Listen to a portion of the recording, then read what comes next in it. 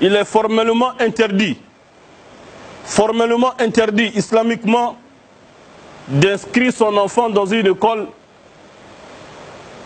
catholique ou dans une école protestante ou dans une école évangélique ou dans une école de témoins de Jéhovah. Peu importe le nom, il est interdit, formellement interdit, d'y inscrire son enfant musulman.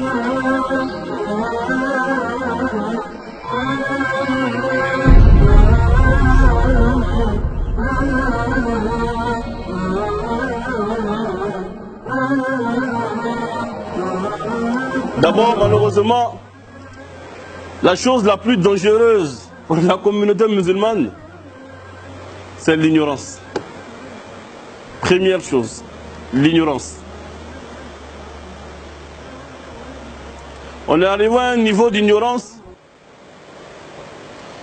où on trouve normal que la chèvre confie son enfant aux hyènes pour l'élever. On a atteint un niveau d'ignorance.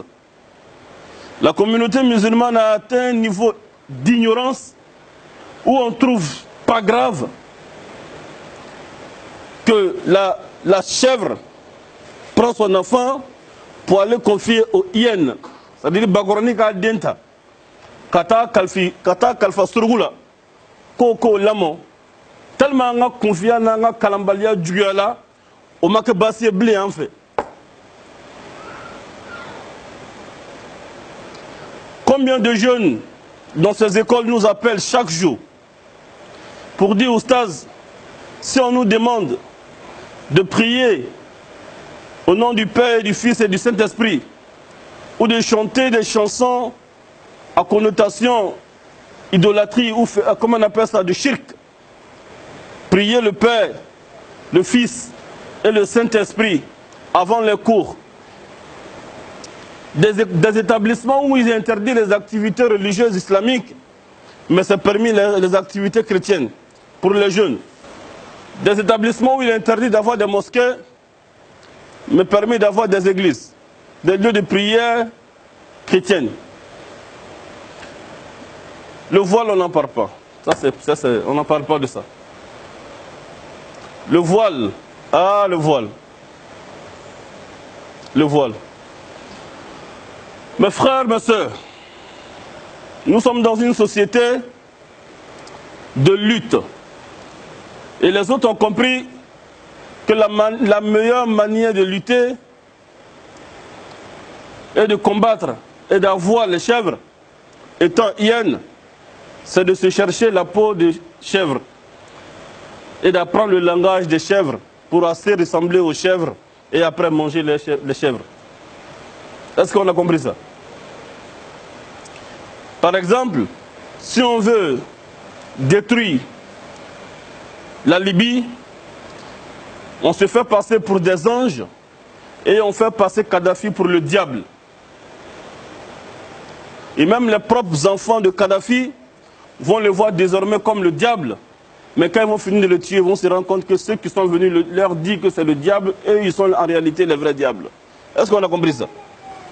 Parce que la meilleure méthode de combattre, d'abattre son chien, pour ne pas être critiqué par les voisins, il faut dire qu'il est enragé. C'est ça? Donc aujourd'hui, un musulman qui ose dire que je lutte pour que les sœurs puissent avoir leur voile dans leur établissement, ou bien j'interdis à ce que mon enfant aille dans des établissements chrétiens, alors il y a une étiquette qu'on va te donner. L'islamiste, le terroriste, le djihadiste. Donc fais passer le bien pour le mal, pour avoir des alliés pour t'aider à combattre le bien. Est-ce qu'on a compris ça? On appelle ça Razul Fikr. Habiller le mal en bien et faire passer le bien en mal. Alors, on aura des alliés pour nous aider à combattre le bien. Mes frères, qu'est-ce qui se passe dans nos établissements? Les pauvres jeunes musulmans, à la maison, Désastreux, c'est pauvre, c'est désastreux. Vous savez ce qu'on dit à la maison aux jeunes filles musulmanes? Qu'on dit d'emsanika célibat la côte chisro. Si tu pries trop étant jeune, tu vas vite mourir. À la jeune fille musulmane, on dit, si tu te voiles, tu ne vas pas avoir mari. Au jeune homme musulman qui veut jeûner le mois de Ramadan, si tu jeûnes vite le mois de Ramadan, tu seras condamné de jeûner tout. À celui qui va aller au pèlerinage, ne va pas. Si tu vas au pèlerinage et que tu viens faire le connerie, ça va te maudire. À celui qui veut faire le zikr la nuit, arrête de faire trop de zikr la nuit, tu risques de devenir fou. Mais qu'est-ce qui se passe? C'est les musulmans qui parlent comme ça. On décourage la jeunesse à faire l'adoration. Et on s'étonne que la jeunesse est partie en dérive. Pourquoi? Pourquoi? Ce qui est grave et pénible encore, c'est nos autorités religieuses. Il y a une jeune fille qui est venue me voir un jour en pleurant. Je dis, qu'est-ce qu'il y a, ma soeur? Elle dit, Ostaz, je me voilais intégralement, j'ai fermé mon visage. Et je suis allé à l'école, on m'a chassé que je ne rentre pas. Je suis allé voir, on va te le nom, tel Ostaz, tel cheikh, pour qu'il vienne plaider pour moi, plus qu'aujourd'hui, il a écouté sur le plan national.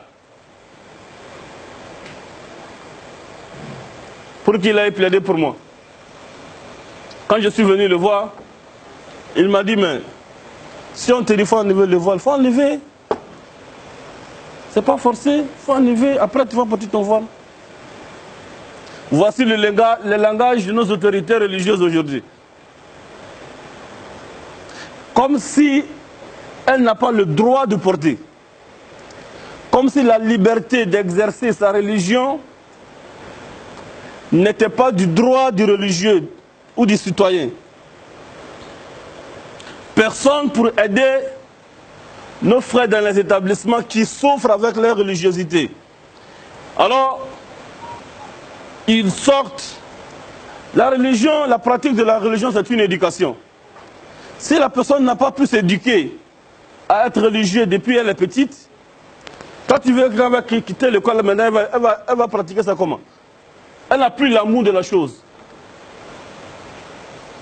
Elle n'a plus l'amour de la chose et elle a perdu l'habitude de la chose. Mais en réalité, regardez en Europe, ça a commencé dans les lieux, dans les établissements, c'est ça? Après, ça se trouvait dans les administrations, interdit dans les administrations. Maintenant, même dans les lieux publics, c'est interdit tel que dans la plage, etc. Donc c'est étape par étape. L'objectif n'est pas dans les établissements en fait. Sinon, comment vous pouvez comprendre que dans les établissements, aujourd'hui, on interdit à une jeune fille de porter des jupes qui descendent en bas de ses genoux. Il faut que ça monte en haut. Toi, tu veux voir quoi là-bas? On dit, c'est le ministère de l'enseignement et de l'éducation, c'est ça? Ok. C'est quelle éducation qui veut que la jeune fille porte une jupette qui va un peu en haut de ses genoux? Quelle est la philosophie? Quel est l'objectif? Mais réfléchissez un peu, mes frères. Regardez, il y a deux gars qui sont en train de faire boxe ou bien catch. Au moment des rounds, c'est-à-dire des pauses, il y a une jeune fille qui va venir sur les rounds, c'est ça? Avec pancarte. Elle a bien comment? Elles sont du bon. À quoi avoir avec boxe qu'on a traité? Quels sont les liens? On fait footing, comment on appelle ça? Athlétisme, c'est ça? Les filles la posent slip. Quel est l'objectif de slip dans courir? Si c'était pour nager, vous allez nous dire n'importe quoi. Ok. venir courir là, et puis porter ce slip là. Il y a quel lien? Regardez tout ce qui est sport. C'est toujours des slips ou des petits collants. Quelle est la philosophie cachée derrière? Et on interdit ceux qui veulent porter des voiles pour entrer en classe. On dit, maintenant, portez les jupes qui montent un peu en haut. Allahu Akbar. Ces jupes, il y a des établissements, dès que la jupe descend un peu, en bas des genoux, tu sors dehors. Allahu Akbar. Il veut quoi? Qu'est-ce qu'il y a derrière? Qu'est-ce qui est derrière ça? Quelle est la philosophie? Qu'est-ce qu'ils veulent? Allahu Akbar. Atakbir. Puis, on dit que tu as le droit de pratiquer ta religion. Et la jeune fille se voit, elle va en classe. On la chasse, on la met au dehors. Elle va dire à ses parents, numéro 2, moi, il faut qu'il y ait à boire.